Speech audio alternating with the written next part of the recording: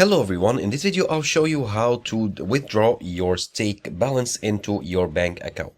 So here, as you can see, I'm on my stake account, and the first thing you need to do is to set up your wallet. So setting up my wallet here, I need to confirm my email, and after I do, now all you need to do is to go to your wallet, continue setting it up.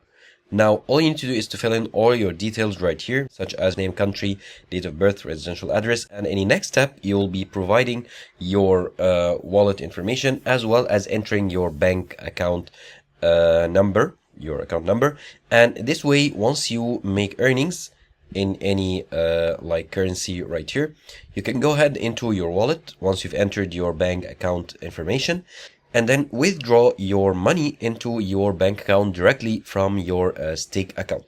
However, make sure to first of all activate your account. So if you have just signed up, make sure your account is activated in order to be able to set up your wallet and start getting payments.